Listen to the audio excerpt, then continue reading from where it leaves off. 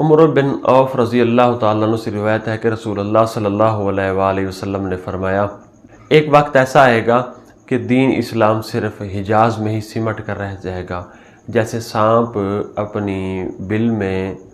آ کر بالکل سمٹ کے بیٹھ جاتا ہے، اور یقیناً دین حجاز میں ہی آ کر محفوظ ہو جائے گا، یعنی کہ بس حجاز میں اہل عرب میں ہی آ کر صرف اور صرف محدود ہو کر رہ جائے گا۔ جس طرح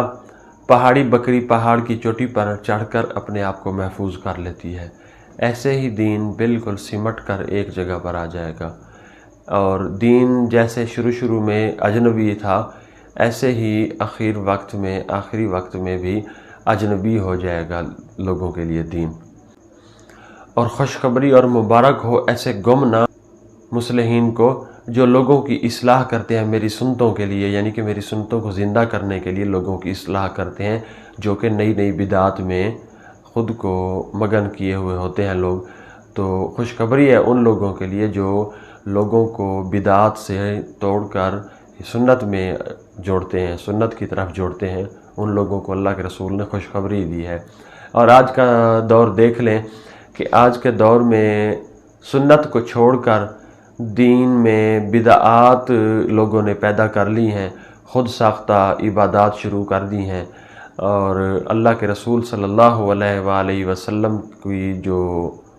بالکل مستند سنتیں ہم تک پہنچی ہیں احادیث میں، وہ بس احادیث میں ہی لکھی رہ گئی ہیں۔ ہم تک آج کے معاشرے میں صرف بدعات ہی ہمیں گھیرے ہوئے ہیں، لوگ سنتوں کو ماننے کو تیار ہی نہیں، بس بدعات ان کو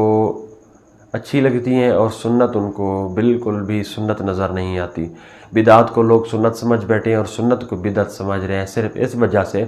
کہ معاشرے میں بدعات کی اتنی بہتات ہو چکی ہے کہ معاشرے میں تقریباً 99% ہی لوگ بدعات میں گھرے ہوئے ہیں، اور بس 1-2% میں کیا لوگ سنتوں پہ عمل کریں، یا کیا جو لوگ بھی 1-2% سنت پہ عمل کر رہے ہیں وہ کہیں شاذ اور ناظر نظر آتے ہیں۔ ہمیں چاہیے کہ اللہ کے رسول صلی اللہ علیہ وآلہ وسلم کی سنتوں کو لوگوں تک پہنچائیں، تاکہ قیامت والے دن اللہ کے رسول صلی اللہ علیہ وآلہ وسلم کی شفاعت کے زمرے میں ہم آ سکیں۔ ایسے ہی اللہ کے رسول صلی اللہ علیہ وآلہ وسلم کی حدیث مبارکہ ہے کہ قیامت والے دن میں حوض کوثر پر ہوں گا تو کچھ لوگ میرے پاس آنے کی کوشش کریں گے، تو اللہ کے رسول صلی اللہ علیہ وآلہ وسلم نے فرمایا فرشتے ان کو دھکے دے کر پیچھے لے جائیں گے۔ تو اللہ کے رسول نے فرمایا کہ میں ان فرشتوں سے کہوں گا کہ یہ تو میری امت کے لوگ ہیں، میں ان کو جانتا ہوں اور یہ مجھے بھی پہچانتے ہیں، تم ایسا کیوں کر رہے ہو؟ تو فرشتے عرض کریں گے یا رسول اللہ صلی اللہ علیہ وآلہ وسلم لا ادری، آپ نہیں جانتے، یہ وہ لوگ ہیں جو آپ کے دنیا چھوڑ کے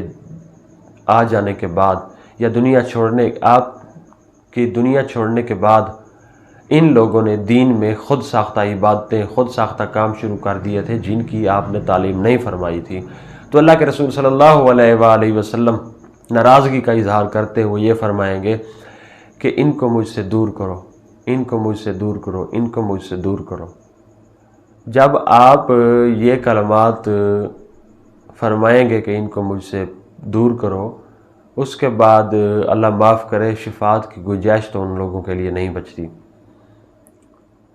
اللہ کے رسول صلی اللہ علیہ وآلہ وسلم کی شفاعت کے زمرے میں وہی لوگ آئیں گے جو بدعات سے بچے ہوئے ہوں گے، ان کی اعمال نامہ میں کمی بیشی ہوگی، کوتاہیاں ہوں گی، مگر بدعات والا جو کام ہے انہوں نے بالکل بھی نہیں کیا ہوگا،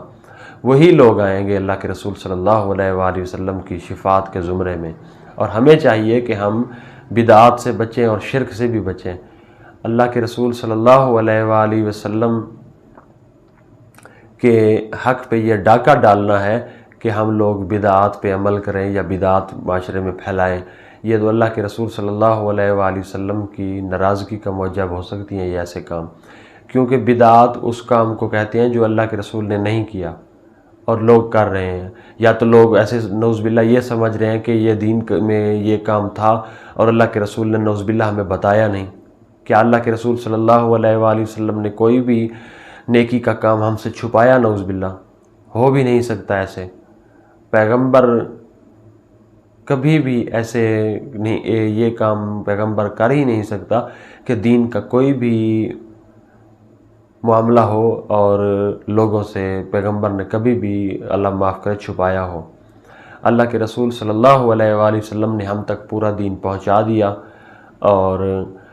اللہ کے رسول نے دین پہنچانے کا حق ادا کر دیا۔ اب ہم ہی ہیں جو قرآن اور حدیث کو نہیں پڑھ رہے اور صرف مولویوں کی خود ساختہ باتوں کی زد میں آ گئے ہیں، اور ان کی من گھڑت احادیث جو من گھڑت بیان کر رہے ہیں، جن کی سند بھی صحیح نہیں، ضعفات معاشرے میں پھیلا رہے ہیں، وہ صرف اپنی زبان کو، اپنی مسلک کو صرف پروموٹ کرنے کی خاطر کہ ہم بس ہمارا نام ہو کہ فلاں مولوی کو جی بڑا اتنا علم ہے، جو کہ قرآن اور حدیث سے ہٹ کے جو لوگ بھی اپنی من گھڑت باتوں میں لوگوں کو لگائے گا تو وہ قیامت والے دن اپنے کیے کا خود ہی ذمہ دار ہوگا۔ السلام علیکم ورحمۃ اللہ۔